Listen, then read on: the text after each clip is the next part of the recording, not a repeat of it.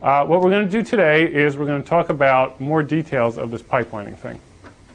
So let's just review a little bit. Here's the one-stage beta. This is the non-pipelined beta. Or another way of thinking about it is that this is a pipeline beta, but there's only one stage to the pipeline. And that stage is the clock that goes to these registers down here. And if you remember the idea, everything that was up here was what we called combinatorial, that as soon as this clock went off, a little bit of time would pass, but then all the data values would begin to percolate down over here and get set up over on the data inputs to these registers here. And then the setup time would pass, hopefully, right? And then you'd clock this thing again, and again the data would percolate down, okay? So that was the single stage one, and the trouble with this was that it takes too long for the data to percolate down, right? And so we decided that we're going to break this up into a number of stages, and that way we can run the clock faster, and as a result we'll have multiple instructions in various stages of execution in different stages of the pipeline, just like an assembly line. And if you remember, we have the instruction fetch stage, the register fetch stage, the ALU stage, and the write back stage. These are all slides from the last class. I'm going to skip over this one here and go directly to this picture, which, if you remember, is how we had broken up the pipeline before, okay? Different stages here with the blue lines. And so the assumption is that there are registers going across all of these lines. Now, this all seems like a great idea, except that it has slight problems. And in particular, one example is called a pipeline hazard. In this case, it's called a write hazard. And it means that if we write the register 3 in one instruction and then try to read the register 3 in the next instruction, we have a problem. And the reason we have a problem is because this register doesn't get written until the end of the write back stage over here, and yet it is read during the register fetch stage over here for the next instruction. And this occurs, this is time going by on the x-axis here, and two instructions shown in their various stages of processing. We have the problem that this happens later than that, and so as a result this would get a stale, an old value of R3. And that's no good because it breaks the semantics of programming this machine. The semantics of the programming are this machine should act as if each instruction runs to completion before the next one starts. So the solutions, as you recall, was first of all you just tell the programmer, hey, this is a weird machine. Instructions don't really finish writing their results until 1 or 2 or 3 or whatever clock cycles later. So you should just avoid reading registers that get written in the previous instruction. And so as an example, a programmer might take some code like this and move this compare instruction to later on in the code so that this write has 2 extra instructions in between before we read it, and that would sort of solve the problem, because if you read this thing over here 2 instructions later, you would be reading it after it had been written to the register file and you'd get the proper result. Therese? Actually, I did a little bit of an aside, but I'm confused in terms of why you seem to be differentiating within the box, whether you're writing at the beginning of the box or the end. And I know okay.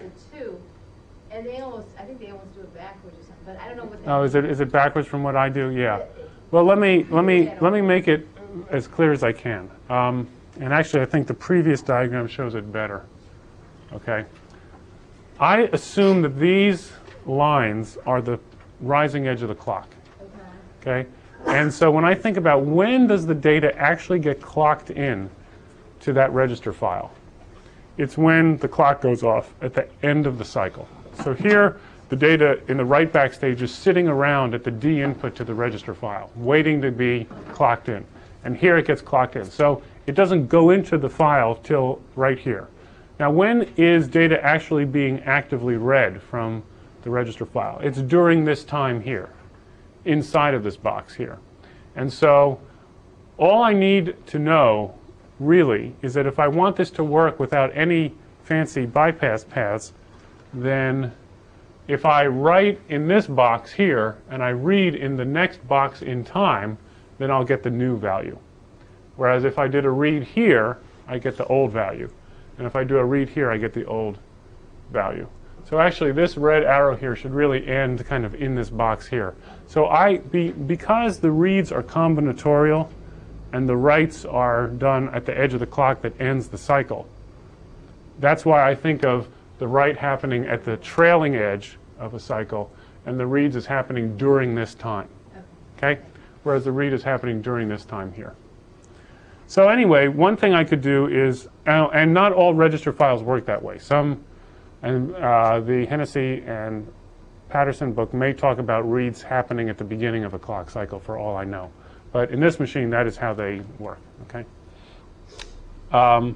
So by moving the compare down later, we assure that the value that we're going to be reading from the register file is the one that was written in this cycle over here. But that's a kind of clumsy way to do things. And if you remember, the reason is that the publisher of the data sheets for this type of processor would have to say, well, for model X of the processor, there are 2 instructions you need to have time delay. And then they come out with model Y of the processor, which typically would be higher performance but with more pipeline stages in it. And now there are suddenly more instructions of time delay between one and the other. And so in general, this kind of method of programming around it is not really used very much. Okay, at least not just by itself. Second method is to say, let's inject some no-ops or no operations into the machine for 2 clock cycles in a row, and in that way we won't have the programmer explicitly move the instruction to later. We'll have the machine implicitly at runtime move the instruction to later by just stalling for a few clock cycles. And you guys saw how you could in fact do that by disinhibiting the writes from the PC and from the register file and the memory. That's a way to stall the machine. Another way to stall the machine is actually to, in the instruction fetch unit itself, to insert no-ops in place of the instructions that are meant to come out and just stop the PC from incrementing. Okay, and what is a no-op in this system? It's something like add R31 to R31, putting the result in R31. That doesn't do anything. And so you could inject 2 of those before this thing actually did its job. The trouble with this, of course, is that it's very slow. Right? We're basically saying don't use the pipeline whenever there is a conflict between the write back and the read. The other idea was bypass paths. And we began to get into this at the last lecture. And we said, well, you know, even though the result that we want to have over here, we want the result here, is not available until the end over here in terms of the register file, in truth, that result is being produced during this clock cycle here by the ALU. And if towards the end of that clock cycle we just directly grabbed it and moved it to over here, which is the input of the ALU for the next clock cycle, bypassing the register file entirely, let R3 get written sometime in the future. Let's go ahead and steal the value that will eventually be written to R3 over here and short circuit it and bring it over to here for this compare immediately. Then we don't have to worry about trying to move that compare to later on in the instruction stream or putting in some stalls in between the two. And actually, in the same sense, if you look at this, this produces R0 and this uses R0. This produces R0 and this uses R0. And you'll notice that this bypass path is slightly different than this one over here, in that this one is moving forward by 2 clock cycles, and it's still not done in time for it to be read, but we could take it and feed it directly to the ALU. So in other words, if you remember, we had to, in the previous example, move the compare instruction 2 instructions later. So it's possible for us to get a conflict not only when R0 is written and then tries to be read in the next instruction, but also when it's written here and we try to read it in 2 instructions later.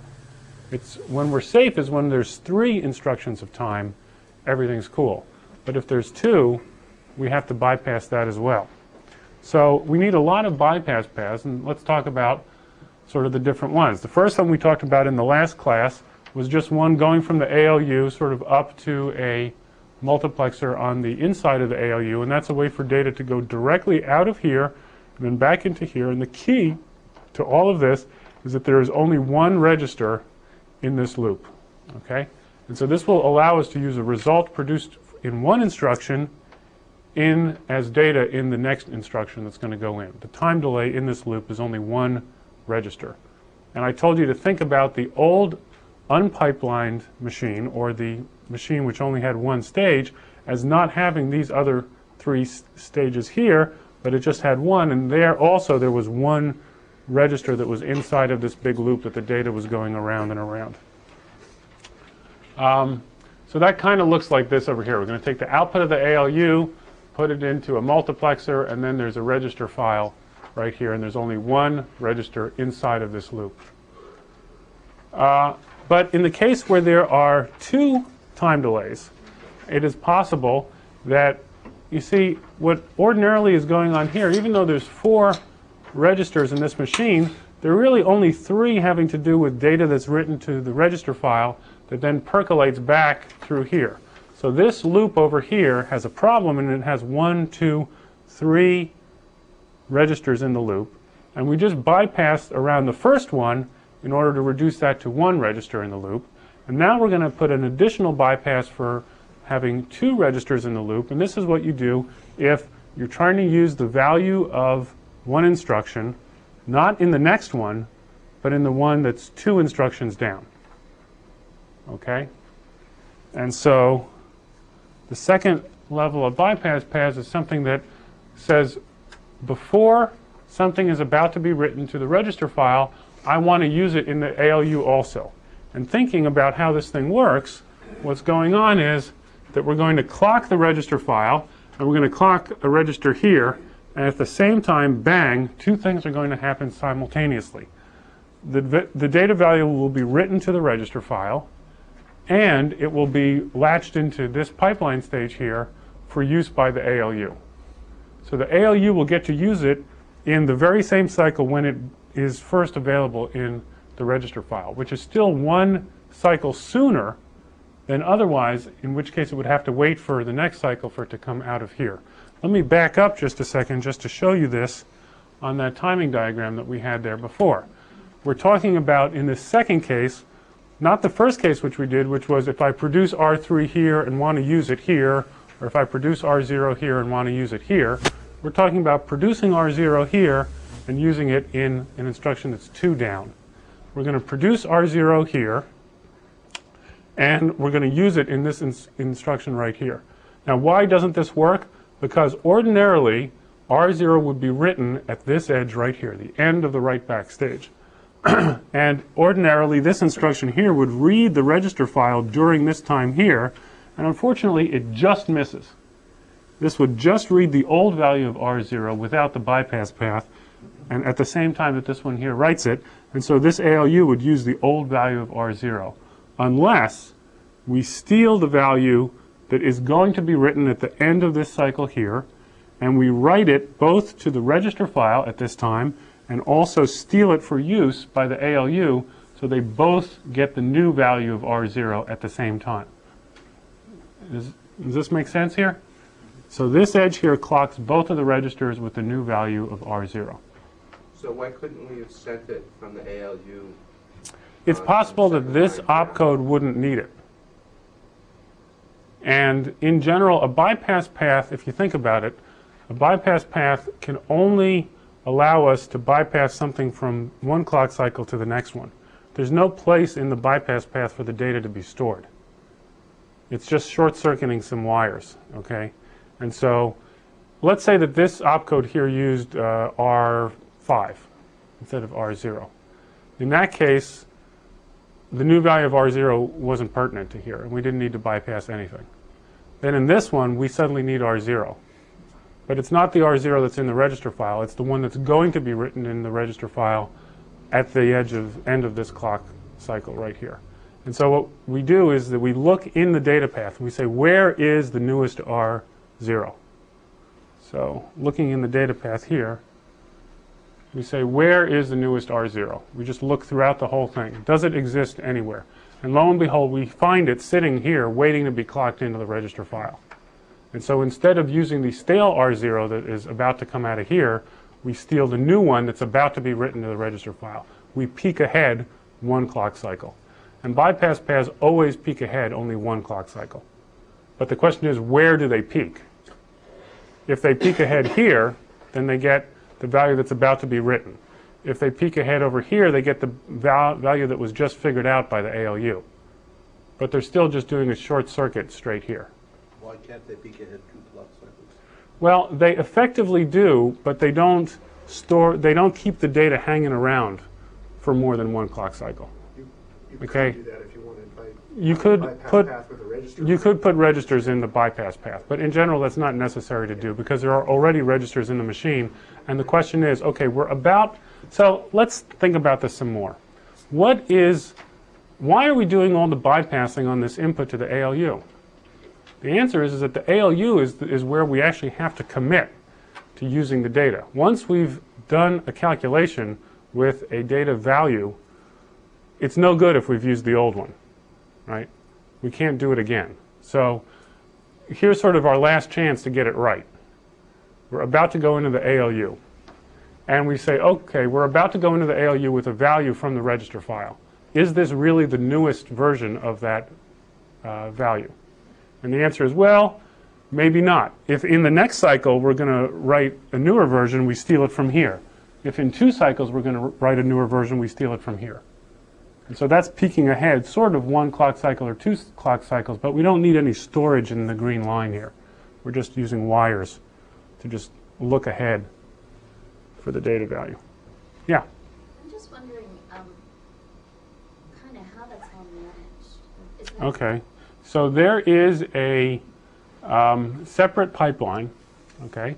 And what it does is it takes the instructions themselves that come out of here, okay, these opcodes, and it filters them down. So we know what instruction is currently popping out here, what the instruction was before that, what the instruction was before that, and what the instruction was before that one. So this is like a history of time where this is the oldest one and this is the newest one, the ones that are percolating down here. And they all have register fields and constant fields and stuff like that. And a bunch of logic basically just searches whenever a register is about to be used here and about to be used here. It says, do any of the older instructions in here write those registers? And the answer is, let's use the newest value that we can. So let's try to grab it either from here if it's 2 old or from here if it's just 1 old.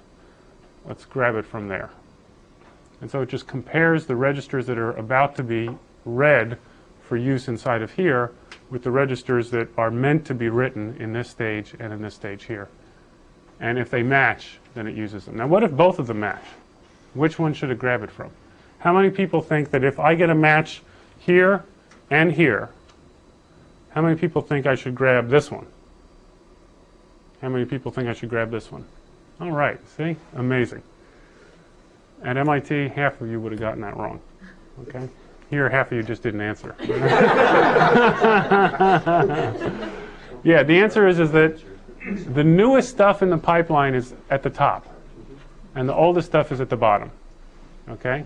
So the next instruction, this is the oldest, this is the next one that's going to be done, the next one that's going to be done, and the next one that's going to be done. The data flows down.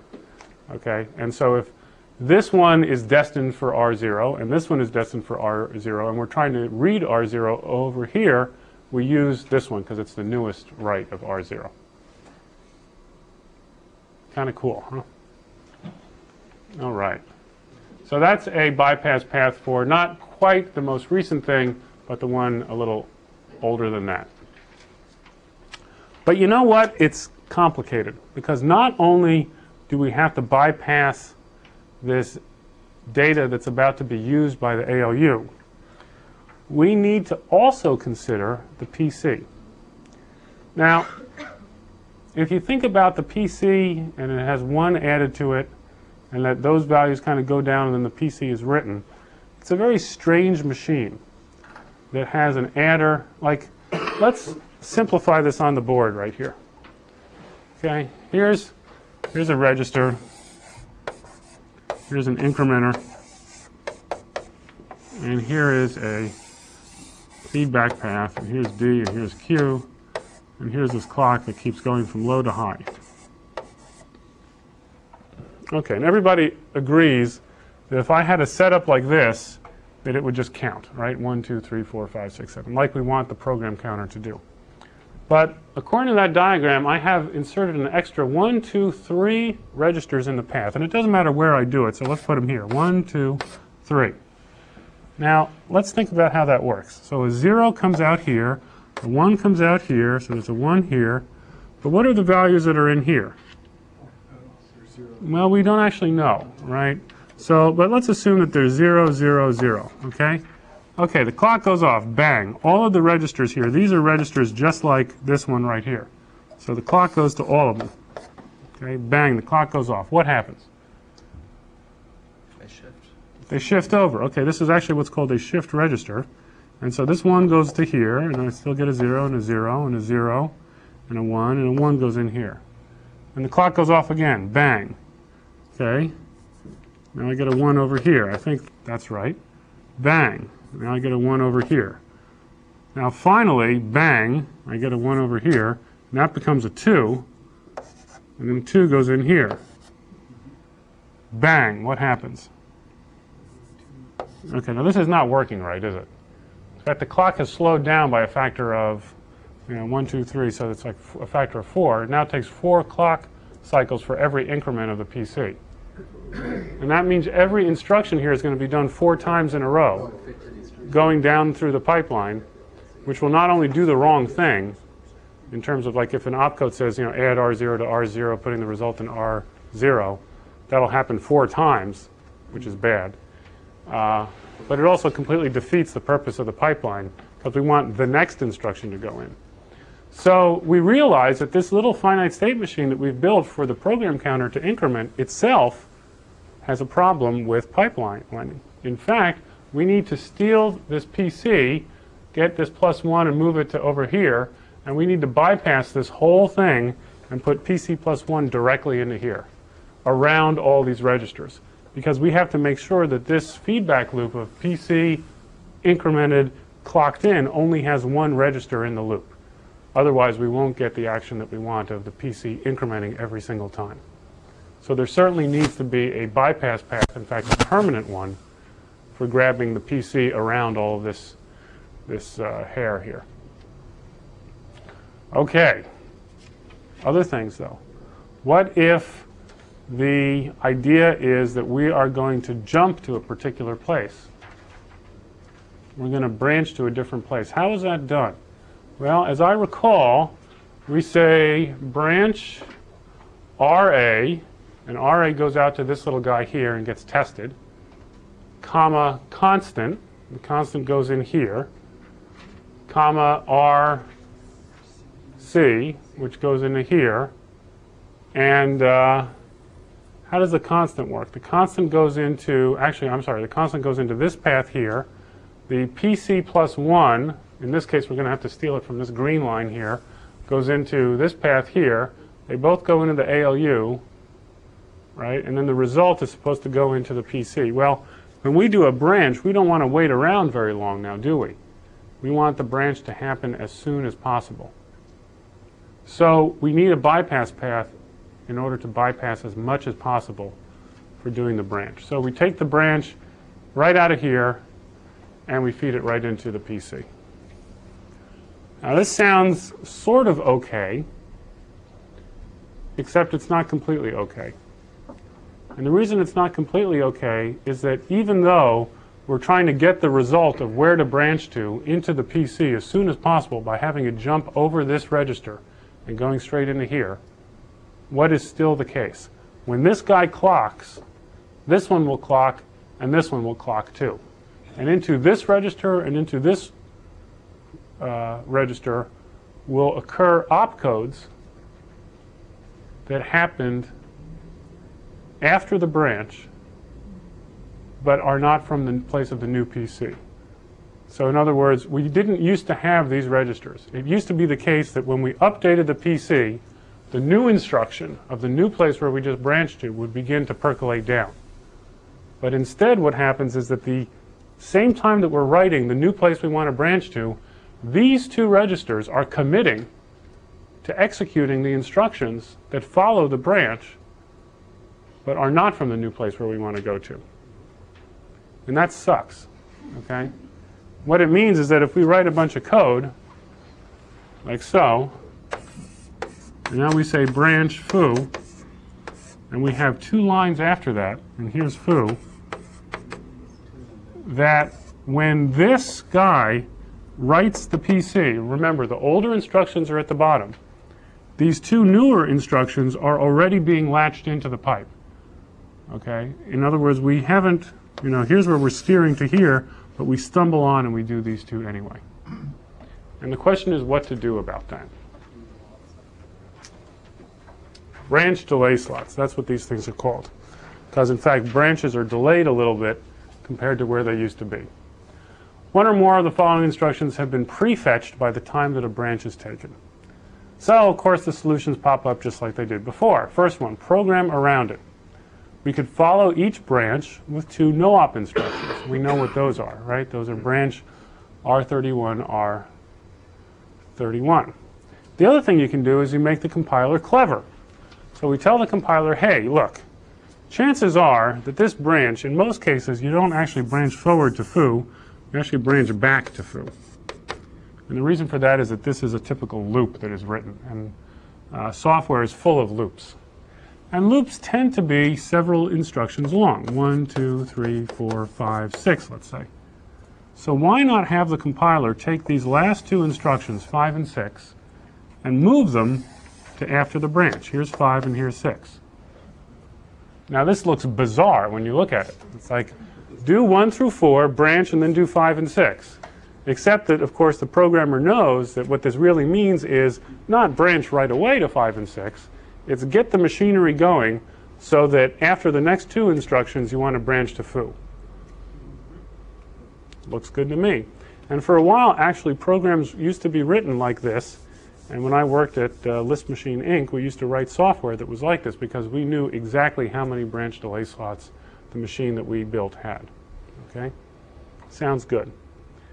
Trouble is, of course, you come out with the Pentium, 10, right, the next version, right, and it has 2 extra branch delay slots compared to the old one.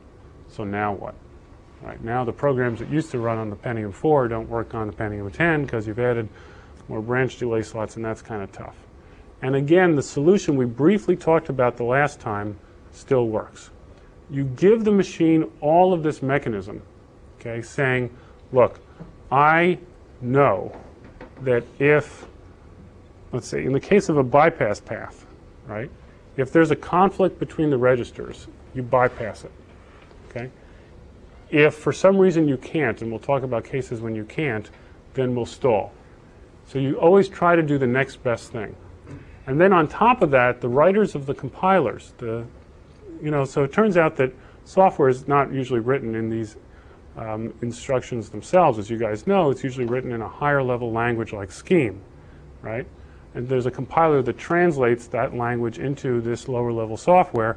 That compiler can be targeted saying, why don't you compile code for the Pentium 4 or the Pentium 10, and it will understand a little bit about the structure here, and it will try to write the code in such a way that the automatic mechanisms inside of the chip do not suddenly fire up and insert no-ops and slow the machine down.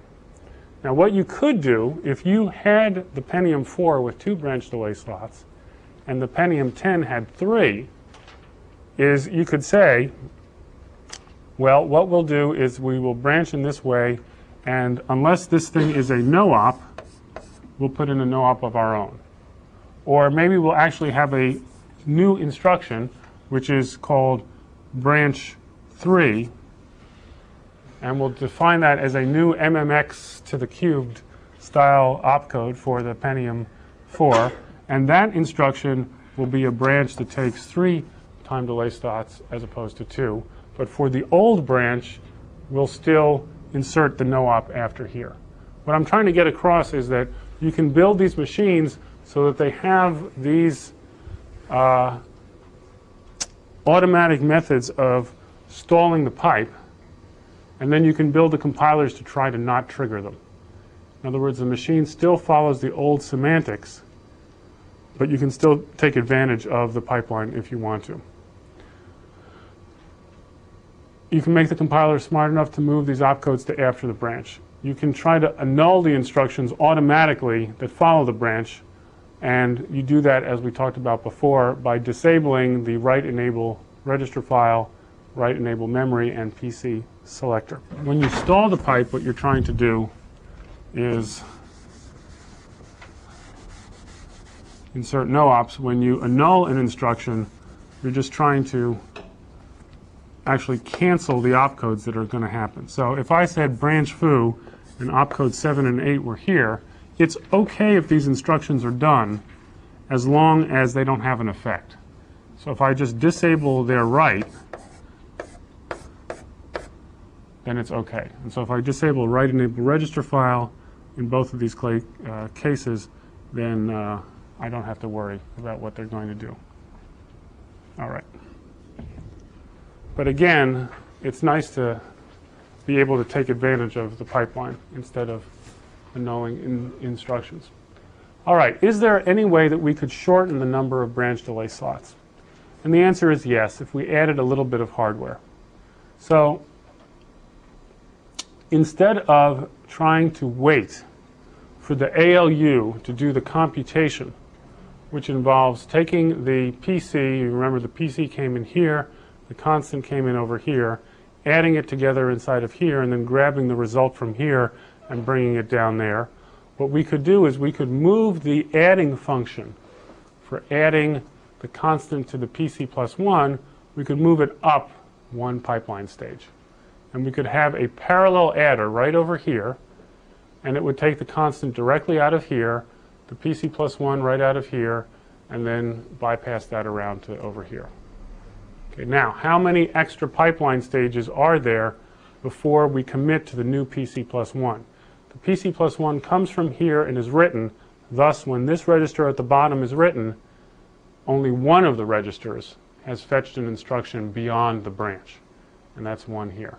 So we could reduce the number of branch delay slots from 2 to 1 by adding extra special hardware in one pipeline stage beforehand to do this add, and then not bothering to use the ALU in order to add the constant to the PC. Okay, let me ask a question.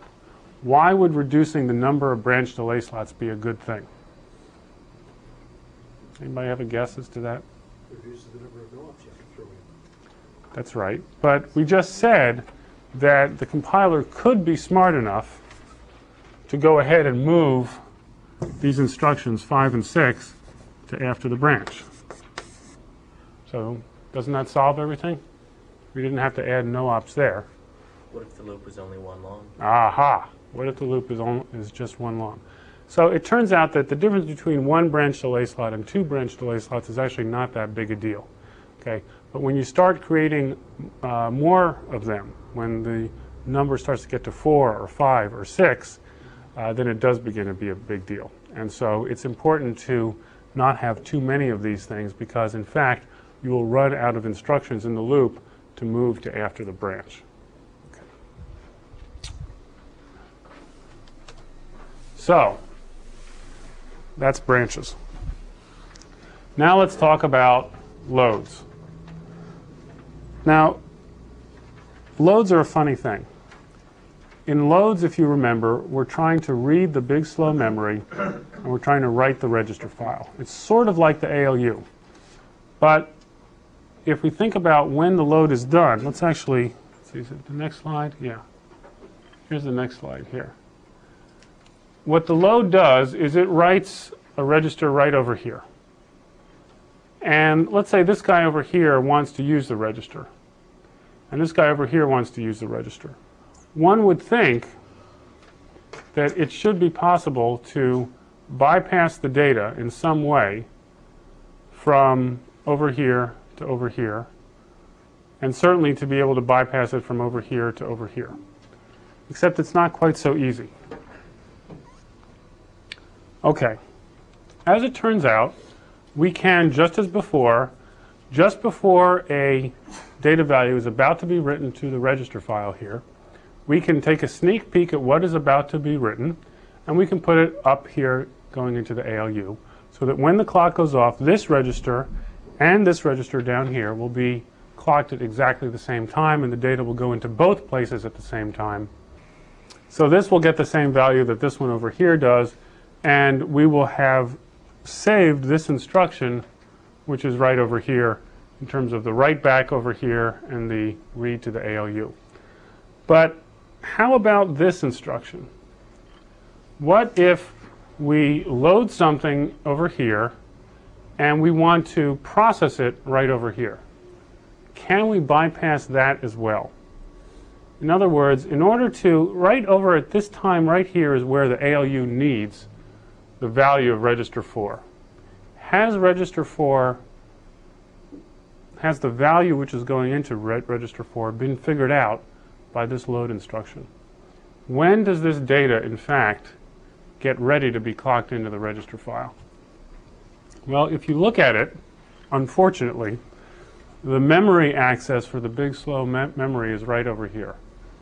And in fact, this memory here does not have its data ready until right before the clock goes off here. So if in fact this load occurs, the data is not ready until here, right down here. And that means that any hope that we have of getting a sneak peek at that data in this instruction is lost. We simply cannot get this data in this add instruction because it's not available until here. And that would mean going a bypass path backwards in time, and one can't build such a thing. You can only build a bypass path that goes forward in time, as I said before, by 1 clock cycle. So at the time that this ALU is going to irrevocably utilize the data from R4, the data from R4, the newest data that we want from R4, does not exist anywhere in the pipeline. It won't exist until here. And that is difficult. And so what we have to do with this thing is give up. We have to say, problem number 2, where we're trying to use R4 when we want the latest value and there's at least one instruction in between, that's okay. We can use a bypass path to fix that. But we cannot use a bypass path to fix problem number 1. Because when the read of R4 goes on, the value, the newest value of R4 has nowhere been figured out in the machine. So the only way that we could do it is to insert no ops, move the instruction to some other place, or automatically stall the machine. And again, here's a place where typically in most modern computers there is hardware inside the control of the machine that says if you try to read a register immediately after trying to do a load into the register, then it will stall the machine for 1 clock cycle in between those two. Now the compiler can try to be smart, and it can try to move the reads of the registers to a clock cycle after, so there's at least one instruction in between these two things, and thus it will never trigger the stalling mechanism in real time inside of the processor. And that's in general the compromise that is struck. The compiler tries to optimize as much as it can, but the machine guarantees that if necessary it will slow its performance down in order to keep the semantics that the original serial machine had, that one instruction runs to completion before the next one starts. Okay? Cool? Cool. Okay, how about if your processor is even faster than that? So here's the trouble. We have 1 gigahertz processors, okay? Now, I know you guys think that SDRAM or even Rambus runs at 100 megahertz or even faster than that. But first of all, note that that's a factor of 10 difference between the processor and the memory to begin with. That the memory is 10 times slower. The truth of the matter is that the memory systems sometimes are even slower than that, because the 100 megahertz that they refer to in SDRAM is referring to if I clock out a big block of data from the SDRAM, how often can I clock it out? What's the throughput? The latency of SDRAM is in fact much slower than that even, okay? And so one idea is, well, if it takes a long time to fetch, if the latency of a memory system is very long, then let's pipeline the memory.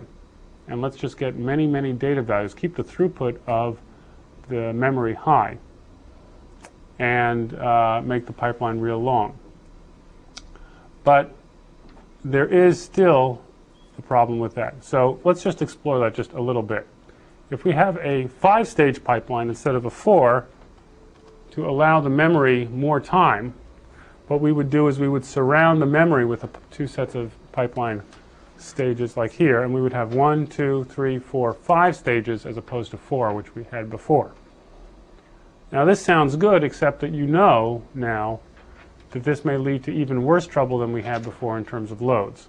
The trouble with loads was that the data value that was going to come out of here wasn't available until several clock cycles after the load was issued. Well, if we put another pipeline stage in here, that's going to increase the number of forbidden times to use the results of the load from 1 to 2. And in fact, one can think of a memory system which is really, really slow but has a high throughput. In other words, the latency is long but the throughput is high, as being equivalent to a pipelined memory system, in this case with 40 stages of memory requests that are going through the memory system. This sounds great, except that the number of delay slots between the load that loads something in and the add that uses it is going to be as long as this pipeline here is long. Because fundamentally, if the request for a data value from the big slow memory goes in here and the value does not pop out until over here, we cannot do anything during the time that it's percolating through that depends on that data value. And thus we must wait.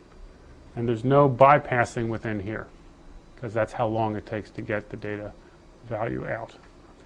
So this is a fundamental problem with systems, and it's fundamentally due to the mismatch of how slow the DRAM is in the machine to how fast the processor can be.